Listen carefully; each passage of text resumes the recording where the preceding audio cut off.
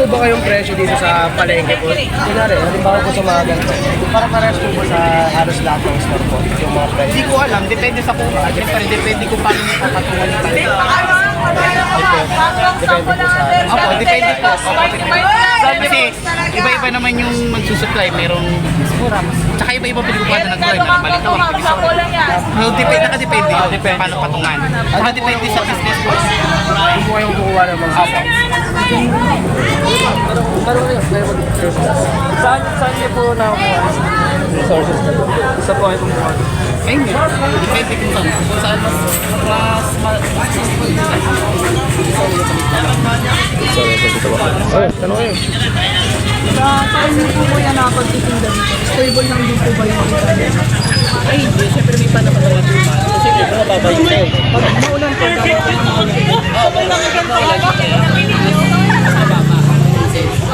Pagka mayroon namang yung mga panahon ng season, yung tulad ng business din, mas mataas. So, paiba-iba siya, hindi siya stable. Like nung pandemic, malaki yung naging impact. Tumaas yun ng sales kasi almost essential lang na pagkain ng bukas. Pero after nun, bumaba. Yun. Ano pa? Minsan,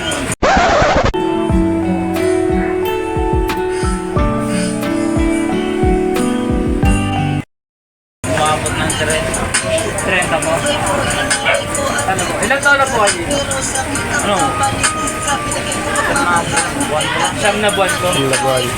May sinusunod ba kayong presyo dito tulad ng seafood? May sinusunod kayong presyo dito tulad ng seafood, farming? Wala po. Saan po nang nagaling yung mga sa Baguio po? Ano pa ito napili mo? Ano pa ito napili mo? May araw po ba dito na matungkol po yung benta? Minsan, pa? Medyo pa na? Matumang minsan. Pag maulan po? Mas lang. Pag maulan, matumal. Ilang average nakita sa isang araw? Matumal? Minsan, depende po sa depende po sa kita. Ilang araw po nagtatagal yung pagkasariwa po ng mga gulay? Ano? Palit-palit po eh. Pinapalitan po? Hindi kuya, salamat po.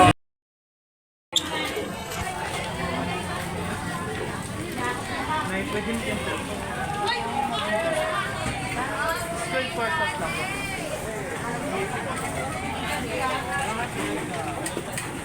Ilan po na po kayo?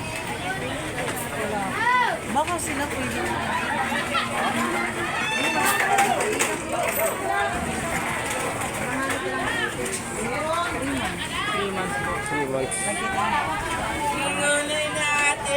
Kasi, magkano po kita niya sa isang araw? 1,000 kita. Tindera lang kasi. Dapat yun.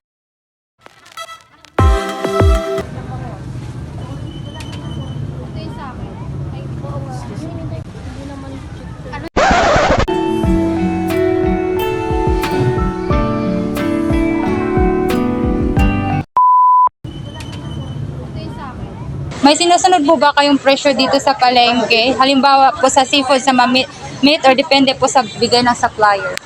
Sinusunod daw ba tayong presyo kapag wala po sa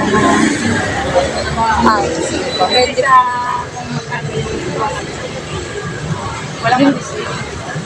Dumidepende din po kasi kami kapag nakukuha namin sa supply. Kasi minsan hindi talaga mataas, hindi rin mababa yung presyo na binibigay sa yun po, hindi po kami sinusunod sa presyo.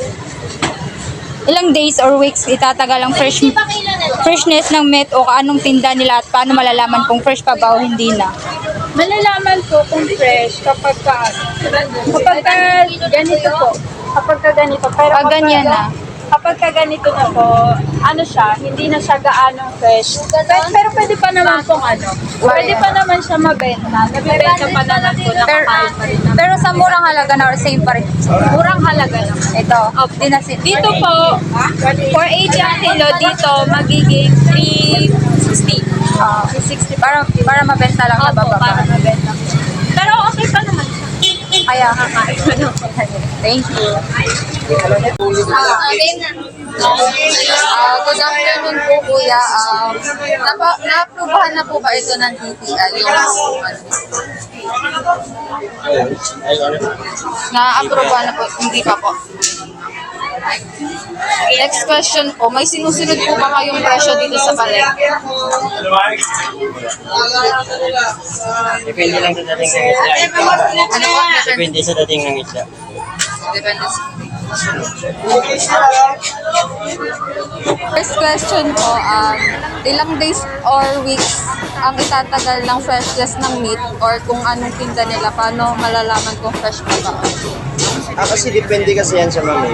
Lalo na pag dapat mga fresh na manok. Dapat talaga may yiluan yan after magtinda. Okay, next. Next question. Magkano po ang pinakamataas na kita at pinakamababang kita po sa isang? Depende din man, pag maubos, na din sa kung gano'ng karami pong paninda nyo, yun mga ganyan, nalagyan natin nasa 3K. Napo. Saka depende din, paano pag may tira, wala ka talagang kikitain. Na-approvehan na po ba ito ng DTI? Opo, lisensyado po. May sinusunod po ba kayong presyo dito sa palengke? Ganun po. Araw-araw po yan. Hindi naman tayo pwede mag-overprice kasi baka maano tayo ng di ba? Matitik po tayo ng lalo pag may customer na mag-reklamo, hindi yan yung patigosyo natin. Opo. Magkano ang pinakamataas na kita at pinakamababang kita sa isang araw? Pinakamataas na kita natin, Lola, magkano ba? Kita o kulang? Kita. Sa araw.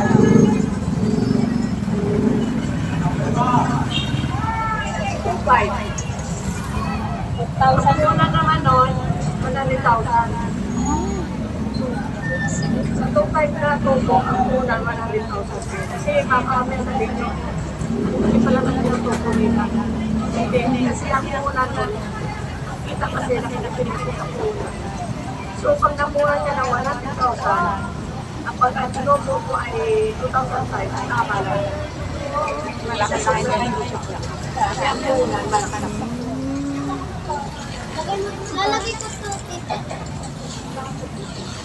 Bakit ito yung napili niyong lokasyon na pagtayuan ng negosyo? Matagal na po kasi talaga kami dito. Nung maliliit pa lang po yung mama ko, dito na po talaga kami nagninegosyo. Di pa po ako pinapanganak. Dito na po.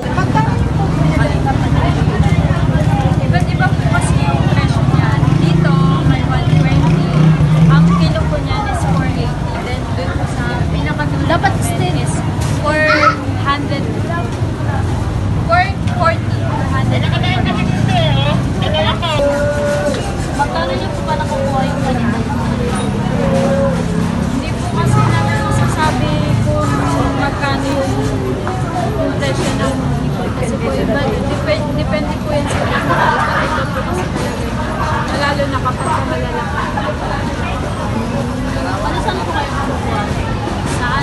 Sa Malabo. Minsan po sa Malabo.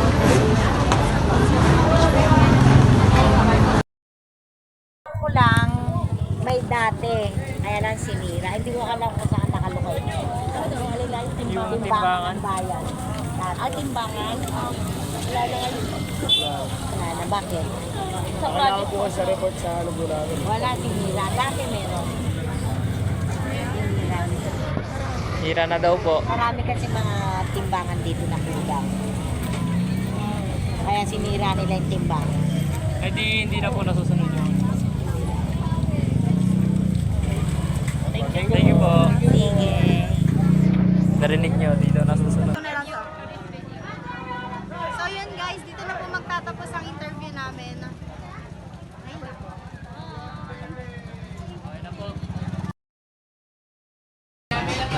Basic question lang naman po yan.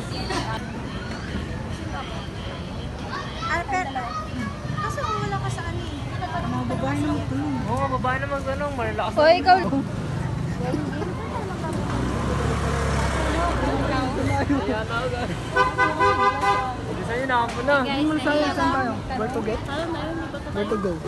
Saan tayo, Jerry?